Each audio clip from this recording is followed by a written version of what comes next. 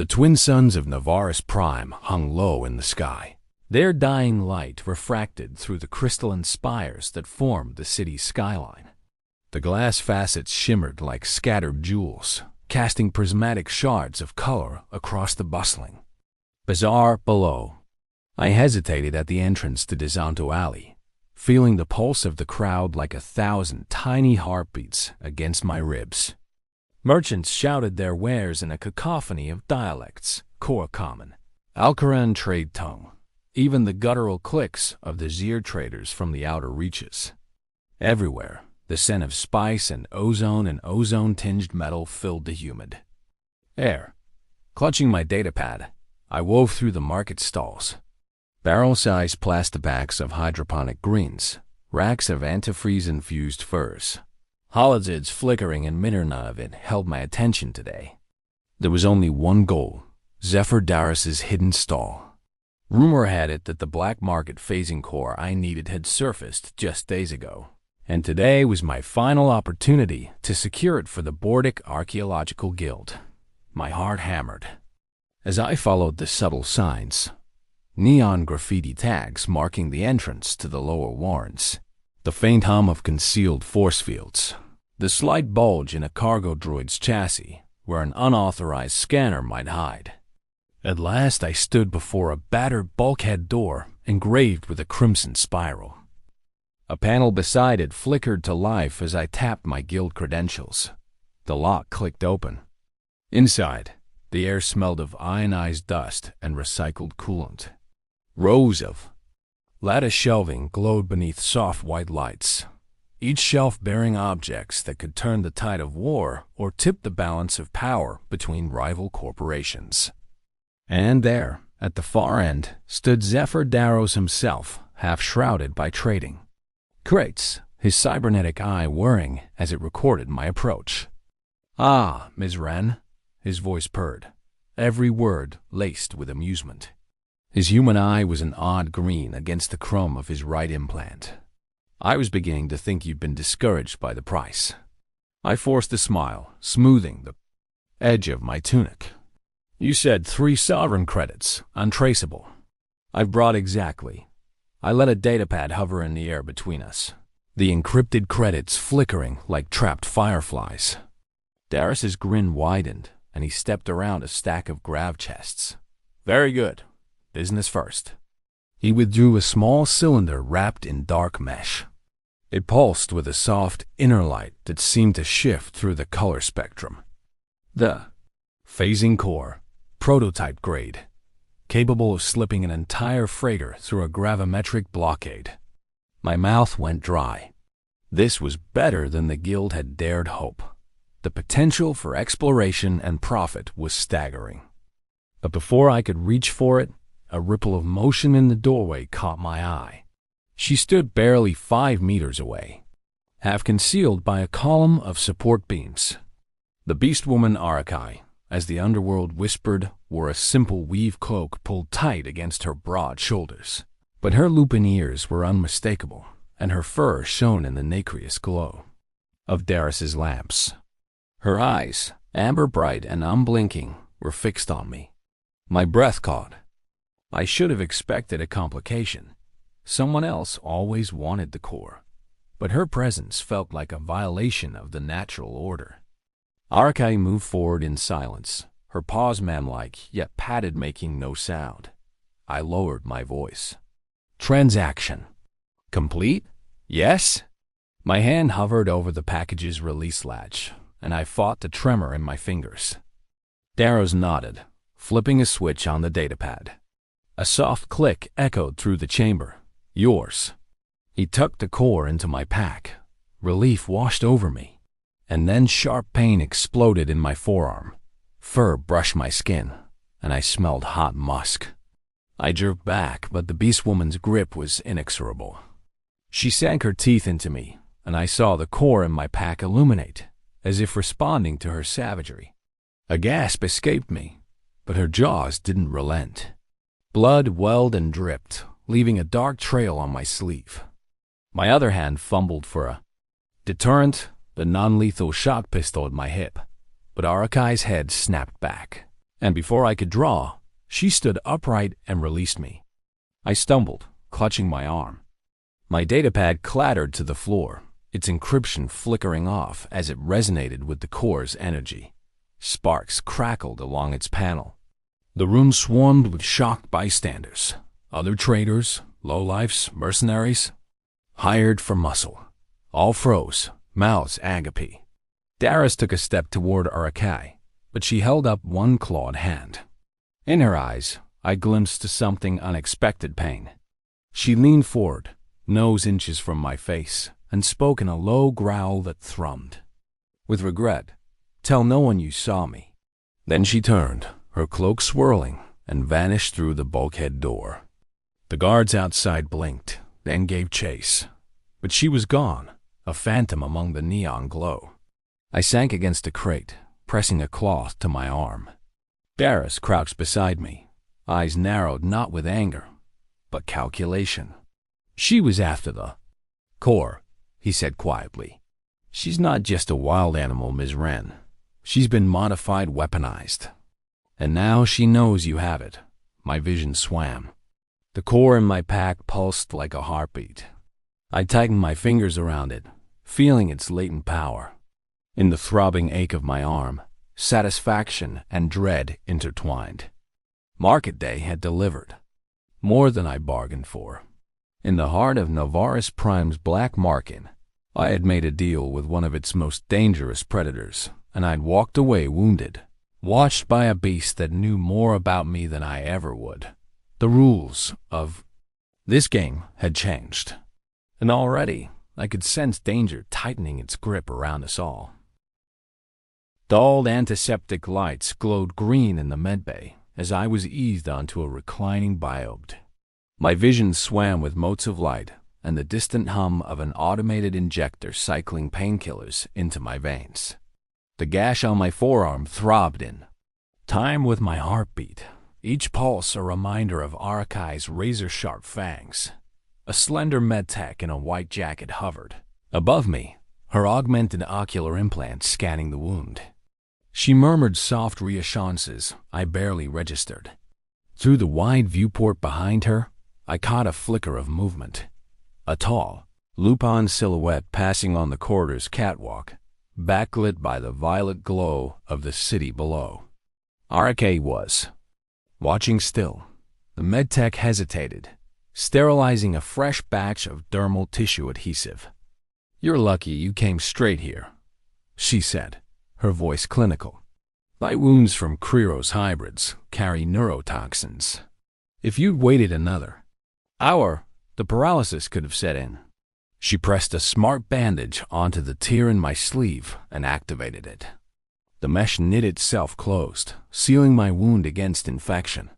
I tried to speak, but only a raspy whisper escaped. "Who is she?" The medtech glanced at the scan readout. "Name's Arakai Soul. Used to be a lieutenant in the Solar Rangers. They say she volunteered for a top-secret Dominion program gene-splicing Kriros DN. With human scouts to create weaponized hybrids. But the project went sideways. The Kriros instincts overwhelmed her human mind. She escaped custody. No one's seen her like this and lived to tell the tale until now." I closed my eyes against the sting of memory. Golden fur bristling, those trim teeth sinking deep, the core's soft pulse synchronizing with her attack. Why target me?" I asked. She shrugged, unable to mask her exhaustion. "Information. She knows you carry the phasing core. The core's resonance is unique, a signature any attuned hybrid can detect. Byte data ports directly into her neural interface. She can siphon your cortex's recent sensory input. She wanted to extract your mission parameters." Shock prickled along my spine. "So, she tried to read my mind?" The medtech tapped a floating hollow display. "Exactly. But your datapad's encryption held. Most of Arakai's intel downloads just fizzled. From what we can piece together, she's been hunting you since the negotiation." She straightened the bed's angle. "Best get dressed and get out of here." The longer you linger in one place, the more time she has to recalibrate and try again. My arm felt heavy but alive. Bleeding stilled, pain fading to a dull echo. I slipped out of the bed and into my tunic, adrenaline spiking behind every movement. "Where is she now?" I asked, already knowing the answer. The medtech sighed. "Last I saw, she lingered near the south access port, waiting." I retrieved the phasing core from my pack and held it palm high. Its glow pulsed gently, as if aware of the danger it had drawn to me. My reflection in the viewport fractured across the cityscape, a lone figure caught between two suns and a beast that blurred the line between predator and victim. Before I left, I dumped a fresh encryption shell into my datapad 1 no empathic hack could breach. Then, slipping past the medbay's automated doors, I plunged back into the violet night of Navaris Prime. Araka's presence hung in the air like a phantom scent, promising violence or perhaps something more, a desperate kinship born from shared modification, blood, and betrayal. Tonight, the hunt would begin in earnest, and I would not be unprepared. Night draped Navaris Prime in shadows deeper than the void between stars. I moved through the underbelly of DeSanto Alley, every footfall muffled by the hum of concealed grav lifts overhead. Zephyr Daros had summoned me to his vault again. This time not to buy, but to plot.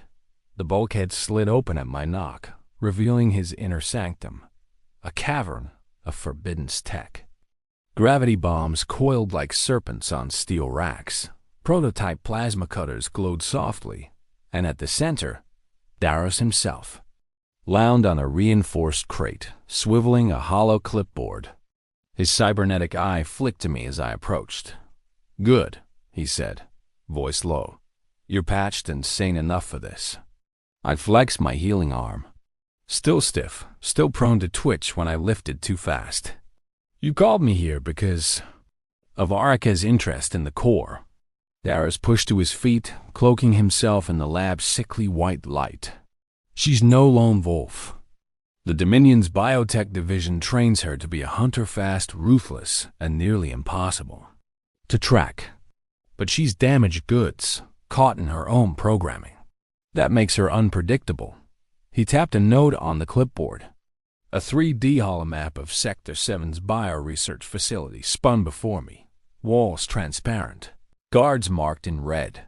"We hit the central lab," he continued. "They're finishing the last Kuros hybrids there. Freeing them and wiping the gen data banks will collapse the entire operation. Araka's loyalties will fracture when she sees her makers destroying what she was born from." I studied the map. 2 entry points, a maintenance duct above sublevel C, and a service elevator near the west wing. Both heavily monitored, but Daros had siphoned the override codes from a passing courier last week. "How many guards?" I asked. 40 on shift, augmented with pulse shields. They'll swarm if the alarms trip. "We'll need to move fast." A soft hiss behind us made us turn. Arakai stood in the doorway, her crimson cloak drawn tight around her lupin frame. Daros's hand fell to the blaster at his hip until she stepped into the light, hands raised in peace. "I know your plan," she rumbled, voice deeper than men's. "And I will help." My breath caught. Daros glared danger, flickering across his augmented eye. But Arakai's gaze locked onto mine, fierce and unyielding. "I owe you," she said, raw vulnerability cutting through her beastly veneer. "You fought for me back there." Daros hesitated, then nodded. "Fine, but she's your problem if things go south." Together, we moved out through service tunnels, Daros cutting power feeds with surgical efficiency, Arakai clearing patrols with silent, controlled fury. I stayed close, datapad in hand, feeding override sequences and logging guard movement in real time. Every corridor brought a fresh surge of adrenaline and dread dawn at the central lab door. Daros's code worked its magic. The panel blinked green, the door hissed open. Inside, glass chambers lined the walls, each holding a slumbering hybrid, their bodies half furred, half petrified in stasis. Beneath them, racks of labeled biosamples glowed ominously. Daros planted charges on the main console while I hacked into the archives, downloading the Dominion's research logs. RK approached the nearest chamber, her amber eyes reflecting the research lights. She laid a trembling hand on the glass and whispered, "I used to be like you." I glanced at her, heart tightening. Here was the monster the world feared, yet she mourned these broken survivors as Kindot and alarm blared. Red strobes pulsed wildly. Shields sparked along the corridor. Darrow shouted, "Time's up!" and triggered the charges. Glass shattered. Flames roared, and we sprinted for the exit as the lab erupted behind us. Pulse shields lit the halls as security forces converged. RK barreled through them, a golden blur of claws and teeth so swift they never saw her coming.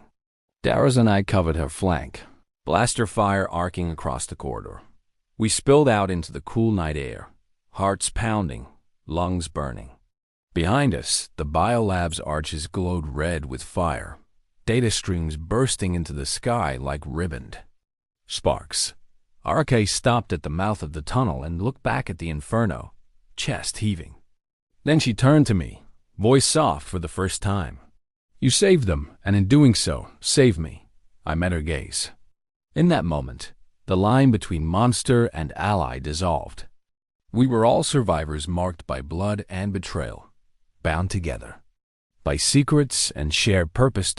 As the alarms faded into the distance, I realized the real journey was just beginning, wielding the phasing core's power to expose the Dominion and forging a fragile trust in the heart of darkness.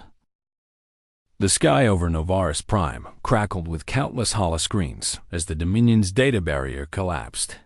I stood on the roof of Daros's hidden vault, the city's neon veins pulsing beneath me. In my hands, the phasing core lay exposed, its internal light dancing like a living heartbeat. Beside me, RK watched with guarded hope, her lupin ears pricked forward as the first wave of broadcast alerts rippled through the net. "Now," I whispered, tapping the core's activation sequence. A surge of iridescent energy tore through the city's comm channels, overriding corporate propaganda and pouring images of the vivisection labs into every public display. Citizens on the streets looked up in shock as holovids looped footage of gene-spliced hybrids and caged survivors. There was no escaping the truth. The Dominion's biotech atrocities were laid bare for all to see. Arakai's fur bristled in the electric wind. "They'll retaliate," she said, voice low and fierce, "but they can't unsee this." Behind her, low howls of solidarity rose from the nearby crowd's pro-Dominion traders, lowering their shutters.